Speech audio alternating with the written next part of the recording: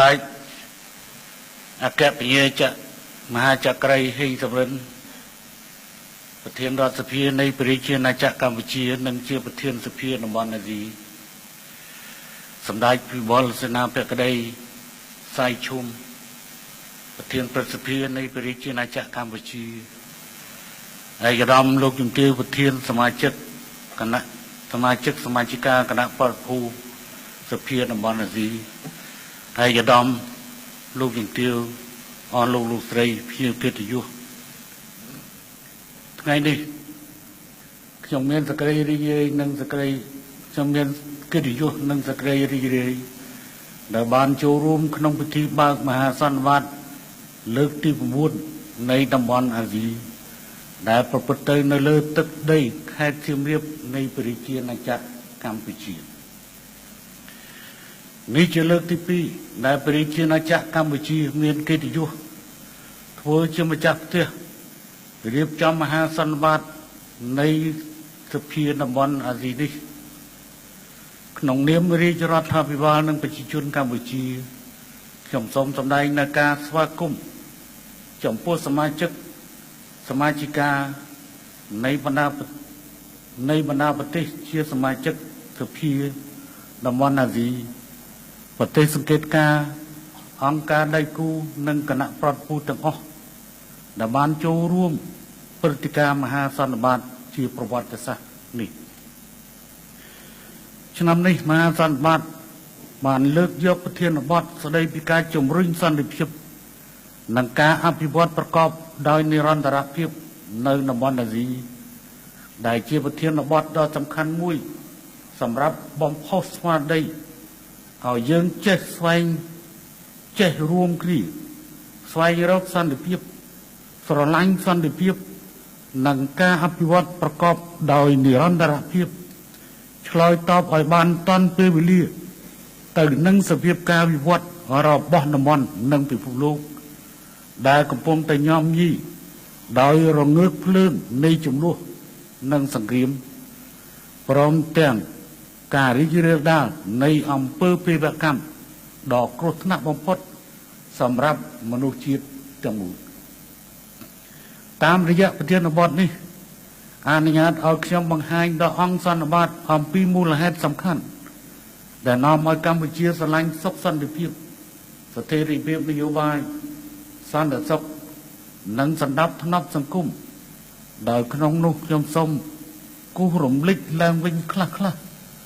អំពីបទពិសោធន៍ជាក់ស្ដែងដែលកម្ពុជាបានជួបប្រទះនាពេលកន្លងមកជារួមកម្ពុជាបានឆ្លងកាត់ភ្នក់ភ្លើងសង្គ្រាមជាបន្តដោយរាប់ចាប់តាំងពីក្រោយសង្គ្រាមលោកលើកទី2មកដែលបានបង្កនូវការឈឺចាប់ខ្លោចផ្សាមិនអាចថ្លែងបានចំពោះប្រជាជនកម្ពុជាទាំងមូលហើយនៅបន្សល់ស្លាកស្នាមមិនតន់រលត់អស់នៅឡើយមកដល់ពេលបច្ចុប្បន្ននេះក្នុងនោះកម្ពុជាបានពុះពៀឆ្លងកាត់បណ្ដាលដំណាក់កាលធំជាប្រវត្តិសាស្ត្ររបស់ប្រទេសជាតិរួមមានការតស៊ូរបបប្រឆាំងរបបអាណានិគមនិយមដើម្បីឯករាជ្យជាតិ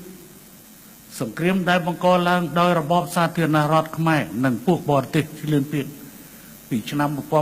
1970ដល់1975ជាពិសេស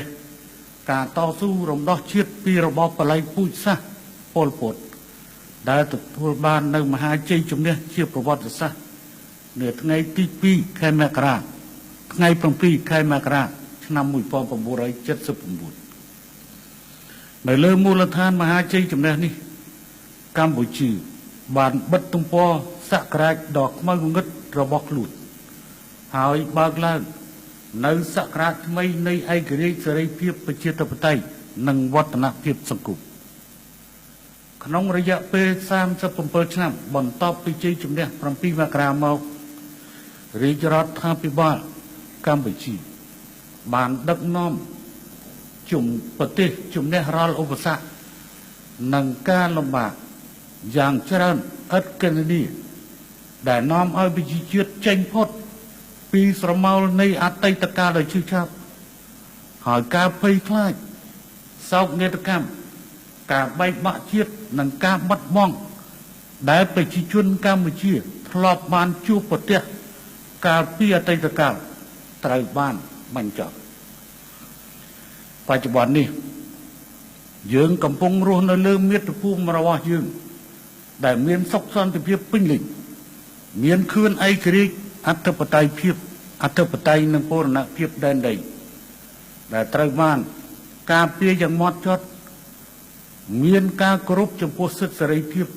និងសេចក្តីថ្លៃថ្នូររបស់ពលរដ្ឋគ្រប់រូប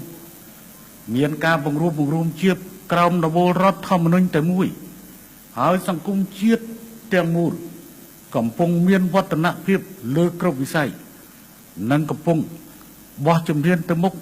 យ៉ាងស្វាហាប់នៅលើមាតុភូមិសុខសន្តិនៅលើមាគ៌ាសុខសន្តិភាពព្រមជាមួយនឹងកិត្តិយសកិត្យានុភាពជាតិក៏ត្រូវបានលើកកម្ពស់ឡើង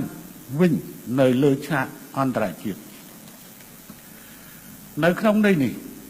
អតីតកាលកម្ពុជាបានឆ្លងភ្លុករសជាតិនៃសង្គ្រាមដែលមានតការវិនាសប្រត់ប្រាស់ការបាត់បង់និងទ្រព្យសម្បត្តិការដើរបញ្ច្រាស់គ្នាជាមួយនឹងការអភិវឌ្ឍសង្គមសេដ្ឋកិច្ចជាតិដែលជាសោកនាដកម្មរបស់ជាតិដូច្នេះច្បាស់ណាស់ថាប្រជាជនកម្ពុជាមិនចង់ជួបមិនចង់ឃើញសង្គ្រាមទៀតទេយើងកំពុងរួមគ្នាដើម្បីពង្រឹងសុខសន្តិភាពហើយខ្ញុំក៏ជឿជាក់ថាប្រជាជាតិផ្សេងទៀតក៏មិនចង់ជួបមិនចង់ឃើញសង្គ្រាមដូចគ្នាដែលប្រការនេះយើងត្រូវរួមគ្នាពង្រឹងសុខសន្តិភាពនៅក្នុងតំបន់ក៏ដូចជានៅក្នុងពិភពលោកទាំងមូលឯកសម្ដេចឯកឧត្តមលោកជំទាវអស់លោកលោកស្រីការបញ្ចប់ដោយជោគជ័យនិងដោយសន្តិវិធីនៅសង្គ្រាមនិងការបែកបាក់ជាតិគឺពិតជាសម្រេចបានដោយលំបាកបំផុតក៏ប៉ុន្តែការធានានៃចីរភាពនៃសុខសន្តិភាពនិងការពង្រឹងវប្បធម៌សន្តិភាពដែលសម្រេចបានមកនេះគឺជាភារកិច្ចដែលរឹតតែរមាក់ធ្ងន់ធ្ងរណាស់ទៅទៀតជាមួយនេះកិច្ចការរក្សាសុខសន្តិភាពនេះរឹតតែសំខាន់ឡើងខណៈដែលពិភពលោកយើងកំពុងតែជួបប្រទះនៅបញ្ហាធំជាច្រើនដូចជាបញ្ហាភេរវកម្មជំងឺឆ្លងបញ្ហាសន្តិសុខស្បៀងនិងធម្មពលការប្រែប្រួលអាកាសធាតុគ្រោះមហន្តរាយធម្មជាតិនិងអក្រិតកម្មឆ្លងដែនជាដើមដែលសុទ្ធតែអាចបង្កជាបច្ច័យអាក្រក់ដល់ស្ថិរភាពនិងសុខសន្តិភាពសម្រាប់ប្រជាជាតិទាំងឡាយទាំងក្នុងកម្រិតសកលនិងកម្រិតតំបន់ក្នុងស្មារតីនេះខ្ញុំយល់ថាការធានាឲ្យបាននូវសុខសន្តិភាពទាំងក្នុងកម្រិតតំបន់និងនៅលើពិភពលោកដើម្បីសម្រេចឲ្យបាននូវការអភិវឌ្ឍប្រកបដោយនិរន្តរភាពនោះចាំបាច់ត្រូវមានទំនាក់ទំនងជិតស្និទ្ធរវាងស្ថាប័នសភាជាមួយនឹងស្ថាប័ននីតិប្រតិបត្តិរួមទាំងវត្តមាននៃភាពជាដៃគូជិតស្និទ្ធរវាងរដ្ឋាភិបាលនៃបណ្ដាប្រទេសនីមួយវិស័យឯកជនដៃគូអភិវឌ្ឍនិងសង្គមស៊ីវិលទាំងអស់ដែលពាក់ព័ន្ធភាពជាដៃគូរួមបញ្ចូលគ្នាទាំងអស់នេះត្រូវបង្កើតឡើងក្នុងស្មារតីមិនជ្រៀតជ្រែកកិច្ចការផ្ទៃក្នុងរបស់ភាគីនីមួយហើយត្រូវផ្អែកលើគោលការណ៍ផ្ដល់តម្លៃទស្សនវិស័យនិងទិសដៅរួមគ្នាដែលអនុញ្ញាតឲ្យភាគីទាំងអស់អាចសិក្សាស្វែងយល់ពីគ្នាទៅវិញទៅមកឲ្យបានច្បាស់លាស់រួមសាមគ្គីនិងសហប្រតិបត្តិការគ្នាដោះស្រាយបញ្ហាប្រឈមទាំងឡាយដែលកើតមានក្នុងតំបន់និងពិភពលោកប្រកបដោយស្មារតីទទួលខុសត្រូវនិងមានប្រសិទ្ធភាពខ្ពស់ដែលនឹងធានារក្សាឲ្យបានសុខដុមបនីយកម្ម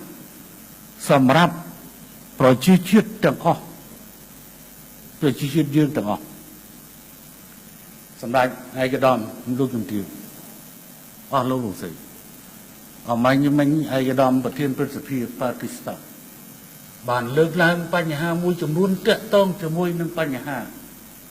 ដែលលេចឡើងរយៈពេលកន្លងទៅខ្ញុំចង់យកឱកាសនេះដើម្បីនិយាយទៅកាន់លោកអ្នក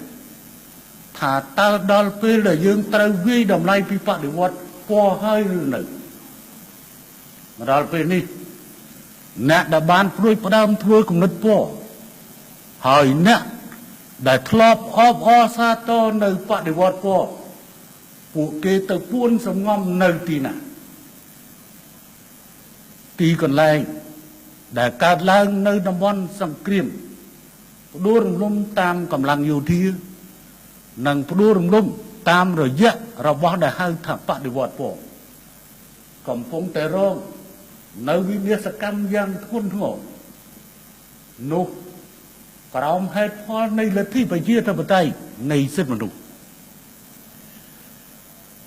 ការផ្ដួលរំលំរបបសាដាមហ៊ូសែនតើបានផ្ដល់ផលប្រយោជន៍អ្វីខ្លះទៅសម្រាប់ប្រជាជនអ៊ីរ៉ាក់ការផ្ដួលរំលំបេនអាលីនៅទីនីស៊ីការផ្ដួលរំលំកាដាហ្វីនៅលីប៊ីការផ្ដួលរំលំហ៊ូស្នីមូបារ៉ាក់នៅអេស៊ីបការប្រឆាំងនឹងរបបដែលដឹកនាំដោយប្រធានាធិបតីអាសាដក៏ដូចជាសង្គ្រាមដែលកំពុងផ្ទុះឡើងនៅយេម៉ែនតើទាំងអស់នេះអ្នកណាត្រូវទទួលខុសត្រូវតើដើម្បីបដូរមនុស្សម្នាក់និងបដូរបុគ្គលម្នាក់ឬក៏រដ្ឋាភិបាលមួយនាំទៅដល់ការស្លាប់មនុស្សរាប់ម៉ឺនរាប់សែនរាប់លានបែបនេះឬទីឥឡូវតើលំមដល់ពេលដែលយើងត្រូវវាយតម្លៃនៅសភាពការនេះហើយឬនៅតើបដិវត្តពណ៌វាជាការគួរឲ្យទៀតជាទីស្រឡាញ់ឬក៏ជាទីគួរឲ្យសោកព្រួយហើយតើតុលាការអក្រិតកម្មអន្តរជាតិគួរកាត់ទោសពួកមេខ្លោដែលធ្វើឲ្យប្រជាជនអ៊ីរ៉ាក់និងប្រជាជននៃបណ្ដាប្រទេសនៅមជ្ឈមបូព៌ាយកទៅកាត់ទោសឬត្រូវពាក់មេដាយជាព្រីណូវែលឲ្យពួកអ្នកទាំងនេះខ្ញុំគិតថាក្រៅពីការស្លាប់មួយថ្ងៃយ៉ាងច្រើននៅលើទឹកដីអ៊ីរ៉ាក់ទឹកដីស៊ីរីលីប៊ីនិងយេម៉ែនបច្ចុប្បន្ននេះតើមានមនុស្សប្រមាណដែលកំពុងឆ្លងមហាសាគរមេឌីទែរនីដើម្បីឈ្មោះភៀសខ្លួនទៅកាន់អឺរ៉ុបឥឡូវអឺរ៉ុបកំពុងតែធ្វើការតឹងតែងជាមួយជនជាតិទាំងនេះទៅទៀតតើអឺរ៉ុបគួរត្រូវមានការទទួលខុសត្រូវឬយ៉ាងណាតើអ្នកដែលបានភៀសខ្លួនចេញពីមជ្ឈមបូព៌ាទៅកាន់អឺរ៉ុបនៅពេលដែលអឺរ៉ុបមិនទាន់ផ្ដល់នូវសិទ្ធិជ្រកកោនឲ្យពួកគេមានការទទួលខុសត្រូវយ៉ាងណាតើពួកគេមានមាតុភូមិឬទេនេះគឺជាចំណុចដែលយើងត្រូវតែគួរពិភាក្សា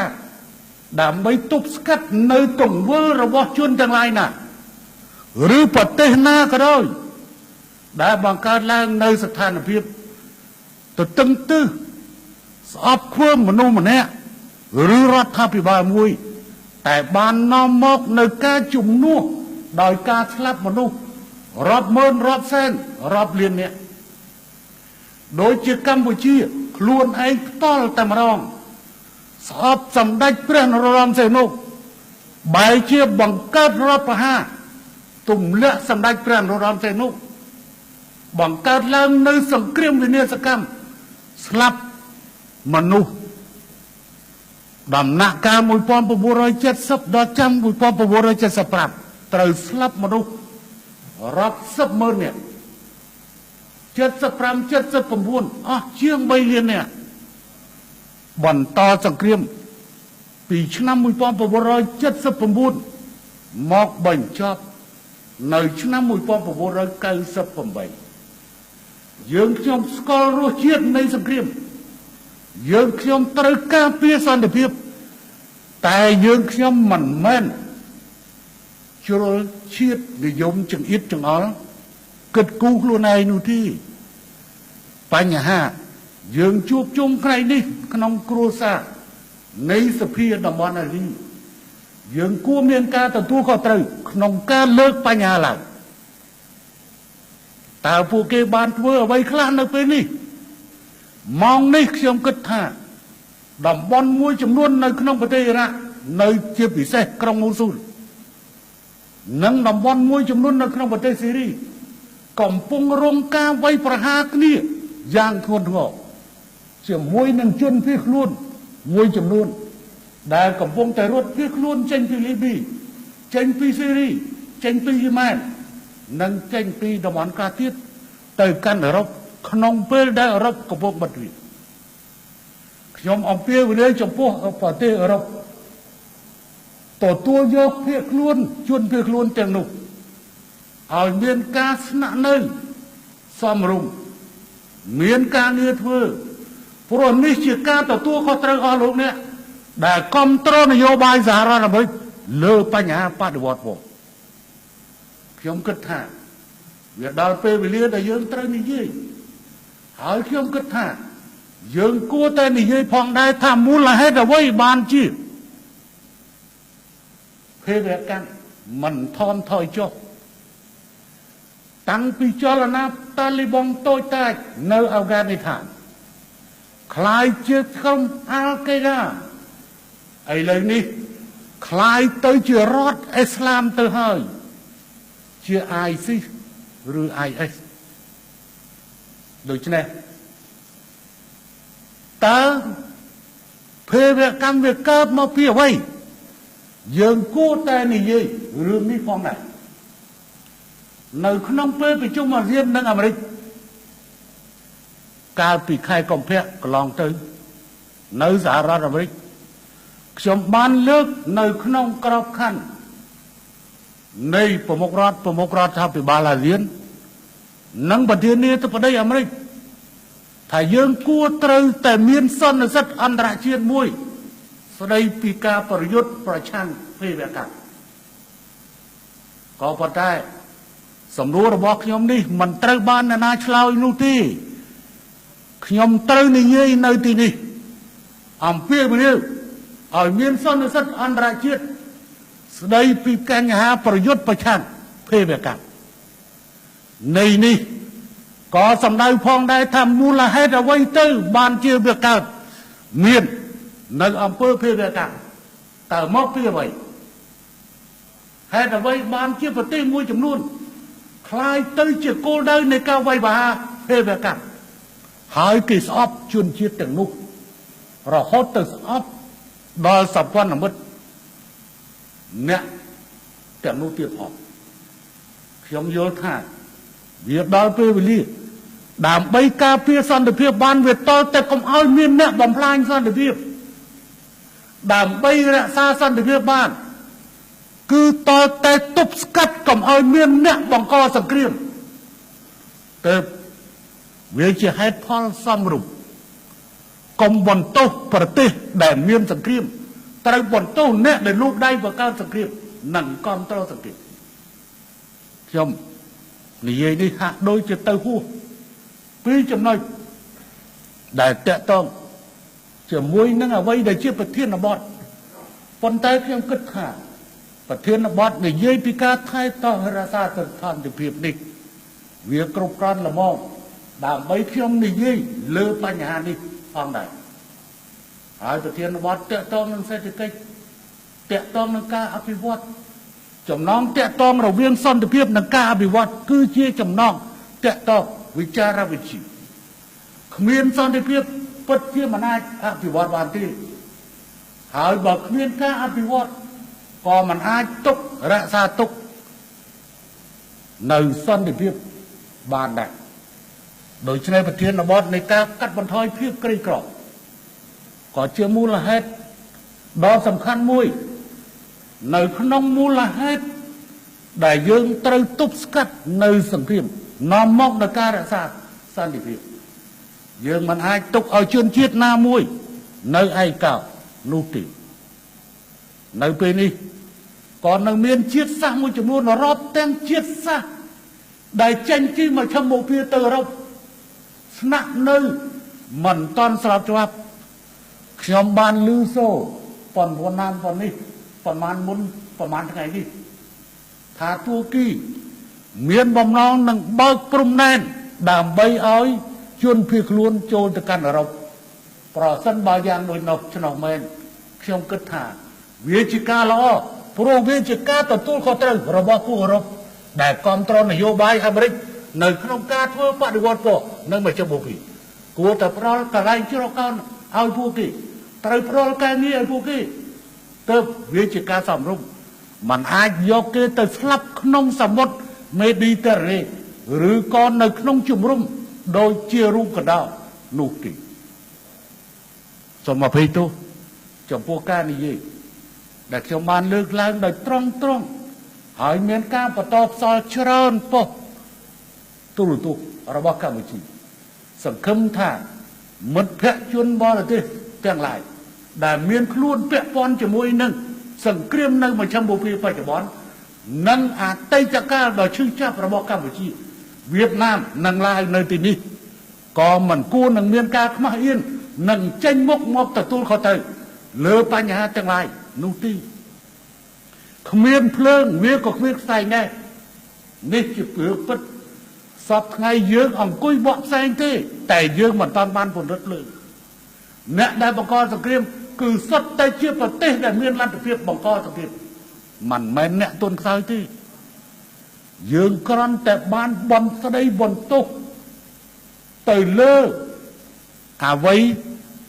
ដែលវាជាបញ្ហាបានកើតតែប៉ុណ្ណោះតែមូលហេតុដើមដែលនាំឲ្យវាកើតដូចជាកម្ពុជាមូលហេតុអីដែលមានសង្គ្រាមអ្នកណាអ្នកធ្វើគឺមិនតាន់បាននិយាយដល់គ្រប់គ្រាន់ទេហើយមិនទាំងហ៊ាននិយាយទេបងមានអ្នកខ្លះអត់ហ៊ាននិយាយទេដោយសារត្រូវពឹងពាក់គេតែដើម្បីយុត្តិធម៌ទោះបីអ្នកណាក៏ដោយត្រូវតែនិយាយដើម្បីពិភពលោកមួយមានសន្តិភាពមានការបង្រួបហើយមានកិច្ចសហប្រតិបត្តិការដើម្បីការអភិវឌ្ឍប្រកបដោយនិរន្តរភាពខ្ញុំនៅទីនេះក៏មានកង្វល់យ៉ាងជ្រាលជ្រៅចំពោះបញ្ហានុយក្លេអ៊ែរនៅកូរ៉េខាងជើងយើងបានទទួលព័ត៌មានតែពិតឬមិនពិតក៏វាមិនច្បាស់នៅត្រង់ថាប្រធានាធិបតីកូរ៉េខាងជើងអ្នកដឹកនាំកូរ៉េខាងជើងថានឹងបាញ់មីស៊ីលដើម្បីអបអរសាទរនៅពេលដែលផ្ទេរតំណែងពេលដែលលោកដូណាល់ត្រាំឡើងកាន់តំណែងប្រសិនបើវាយ៉ាងដូច្នោះមែនបញ្ហាបាញ់មីស៊ីលវាហាក់ដូចជាការកំដរការកំសាន្តមួយដុតកំជ្រួចដើម្បីការសប្បាយសម្រាប់ពិធីបុណ្យនីមួយប៉ុន្តែនេះគឺជាការបាញ់មីស៊ីលសម្រាប់អបអរសាទរការឡើងកាន់តំណែងថ្មីរបស់ប្រធានាធិបតីរបស់សហរដ្ឋអាមេរិកហើយខ្ញុំក៏សូមតែគួរតែរំលឹកថាប្រធានបទឃោសនាបោះឆ្នោតនៅសហរដ្ឋអាមេរិកឆ្នាំនេះក៏អាចជាមូលហេតុទាញយកមកធ្វើការសិក្សាព្រោះនៅពេលនោះគេបានហែកហួរគ្នាពេញទឹកពេញដីអស់ហើយបូឡានសង្គ្រាមអាយស៊ីសកើតមកពីអ្នកណានោះក៏អាចជាផ្នែកមួយដែលយើងទាញយកថានេះជាចំណុចរបស់អ្នកនេះនិយាយខ្ញុំមិនលូកលាត់ទៅលើកិច្ចការរបស់អាមេរិកទេណាឈ្នះគឺអ្នកនោះគឺធ្វើវិធាននៅទៅវាជារឿងធម្មតាពិតមែនហើយនៅកម្ពុជា 99% ហើយគឺគេថាដូណាល់ត្រាំឈ្នះមានហ៊ុនសែនមួយទេដែលនិយាយថាដូណាល់ត្រាំឈ្នះគេថាដូណាល់ត្រាំឈ្នះ 99% មានតែ1%ក្នុងចំណោមនោះមានហ៊ុនសែនថាដូណាល់ចាំឈ្នះគឺឈ្នះមែនក៏ប៉ុន្តែបញ្ហាណាឈ្នះណាចាញ់គឺជារឿងរបស់ប្រជាជនអាមេរិកតែប៉ុណ្ណោះយើងត្រូវតាក់ទងទាំងអស់ខ្ញុំមិនបានបរិហាវាយប្រហារទៅលើ Hillary Clinton ដោយមនុស្សមួយចំនួននោះទីប៉ុន្តែខ្ញុំយល់ថានោះហើយជាពេលវេលាដ៏ល្អមួយដែលធ្វើការស្រោះស្រួលរវាងរុស្ស៊ីជាមួយនឹងសហរដ្ឋអាមេរិកដែលក្នុងរយៈពេលប្រមាណឆ្នាំមកនេះមានការតានតឹងយ៉ាងខ្លាំងហើយក៏មានការព្រួយបារម្ភនៅក្នុងតំបន់របស់យើងផងដែរខ្ញុំមិនបានគ្រប់គ្រងថានេះត្រូវឈ្នះនោះត្រូវឈ្នះទីក៏ប៉ុន្តែផ្ដើមចេញពីមូលហេតុនៃការវិភាគសភាពការស្ដីអំពីទំនាក់ទំនងរវាងប្រទេសធំហើយដែលប្រមាណឆ្នាំកន្លងផុតទៅមហាអំណាចនុយក្លេអ៊ែរទាំងពីរគឺរុស្ស៊ីនិងសហរដ្ឋអាមេរិកមានការតានតឹងខ្លាំងណាស់ប៉ុន្តែនយោបាយរបស់ដូណាល់ត្រាំតាមអ្វីដែលគាត់សន្យានៅក្នុងពេលបោះឆ្នោតសង្ឃឹមថាប្រទេសមហាអំណាចនុយក្លេអ៊ែរទាំងពីរនេះនឹងមានការកែសម្លទំនាក់ទំនងជាមួយគ្នាហើយខ្ញុំយល់ថាសម្លេងរបស់ខ្ញុំនេះមិនបង្កើតឲ្យមានថ្នាការថាពីប្រធានាធិបតីដែលជិតជាប់អាណត្តិអូបាម៉ាបារ៉ាក់អូបាម៉ាឬក៏រោគជំទាវ Hillary Clinton ដែលជាបេក្ខជនចាញ់ឆ្នោតនោះទីសម្ដេចឯកឧត្តមលោកជំទាវអស់លោកលោកស្រី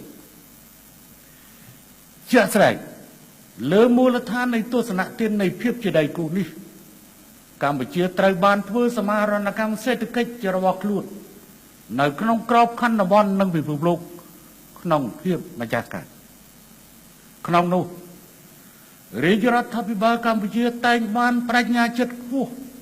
ក្នុងការអភិវឌ្ឍសេដ្ឋកិច្ចរបស់ខ្លួនឲ្យជឿនឡើង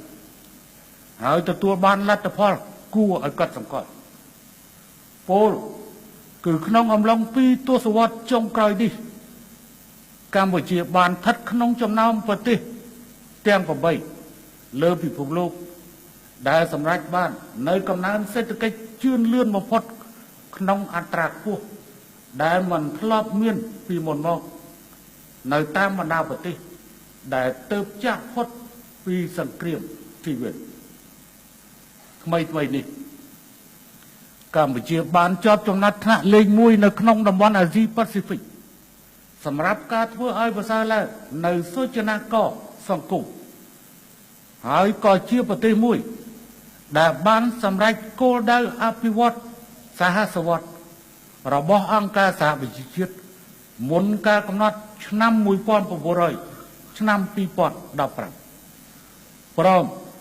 ទាំងបានចេញផុតពីក្រុមប្រទេសអភិវឌ្ឍតិចតួចបំផុតទៅជាប្រទេសកំពុងអភិវឌ្ឍដែលមានចំណូលមធ្យមកម្រិតទាបហើយកម្ពុជាសង្ឃឹមថានឹងក្លាយទៅជាប្រទេសដែលមានចំណូលមធ្យមកម្រិតខ្ពស់ក្នុងឆ្នាំ2030ដោយឡែកកម្ពុជាក៏មានមោទនភាពដោយតែងតែមានឱកាសនិងលទ្ធភាពក្នុងការបញ្ជូនកងទ័ពមួកខៀវចូលរួមក្នុងប្រតិបត្តិការរក្សាសន្តិភាពរបស់អង្គការសហប្រជាជាតិដោយគិតចាប់តាំងពីឆ្នាំ2006មកកម្ពុជាបានបញ្ជូនកងទ័ពមួកខៀវចូលរួមក្នុងប្រទេសប្រមាណ8រួមមានប្រទេសស៊ូដង់ខាងត្បូងឆាតស៊ីរីលីប៊ីម៉ាលីអាហ្វ្រិកកណ្ដាលកោះស៊ីបក្នុងនាមជាប្រទេសឯករាជ្យមានអធិបតេយ្យពេញលេញនិងជាសមាជិកអង្គការសហប្រជាជាតិដែលខុសប្លែកកាលពីអំឡុងឆ្នាំ1991ដល់1993ដែលពេលនោះអង្គការសហប្រជាជាតិបានបញ្ជូនកម្លាំងចម្រុះជាតិសាសន៍មកជួយស្វែងរកសន្តិភាពជូនកម្ពុជាដោយក្នុងខ្លឹមសារបានលើកឡើងមកនេះយើងអាចនិយាយបានថា ការប្រពៃមហាសន្និបាតលើកទី9នៃសភាតំបន់អាស៊ីនាពេលនេះគឺជាឱកាសមួយដ៏សំខាន់សម្រាប់ក្រើនរំលឹកអំពីភាពចាំបាច់ដែលមិនអាចខ្វះបាននោះគឺការពង្រឹងសាមគ្គីភាពឯកភាពជាតិនិងកិច្ចសហប្រតិបត្តិការគ្នាជាធ្លុងមួយរវាងបណ្ដាប្រជាជាតិនៅក្នុងតំបន់របស់យើងនេះដើម្បីធានាថែរក្សាឲ្យបានគង់វង្សនៅសុខសន្តិភាពទាំងក្នុងកម្រិតជាតិកម្រិតតំបន់និងកម្រិតពិភពលោកទន្ទឹមនេះយើងត្រូវរួមគ្នាលើកកម្ពស់វប្បធម៌អហិង្សានិងវប្បធម៌សន្តិនិកការអំណត់និងការយោគយល់គ្នាជាភារៈការនិយមកណ្ដាលនិងការដោះស្រាយទំនាស់បញ្ហាវិវាទផ្សេងៗដោយសន្តិវិធីចូលលើគោលការណ៍ច្បាប់ជាតិនិងអន្តរជាតិទាំងនៅក្នុងសង្គមជាតិនីមួយៗនិងរវាងប្រជាជាតិយើងនីមួយៗជាថ្មីម្ដងទៀតខ្ញុំសូមសម្ដែងនូវការស្វាគមន៍យ៉ាងកក់ក្ដៅនិងវាយតម្លៃខ្ពស់ចំពោះវត្តមានរបស់សម្ដេចឯកឧត្តមលោកជំទាវលោកស្រីទាំងអស់និងហើយសូមជូនពរឲ្យអ្នកទាំងអស់គ្នាស្នាក់នៅប្រកបដោយសេចក្តីរីករាយមានផាសុកភាពនិងប៉មនាំត្រឡប់ទៅប្រទេសវិញនៅអនុស្សាវរីយ៍ល្អៗពីទឹកដីអង្គរនៃព្រះរាជាណាចក្រកម្ពុជាសូមអរគុណចំពោះការយកចិត្តទុកដាក់ครับ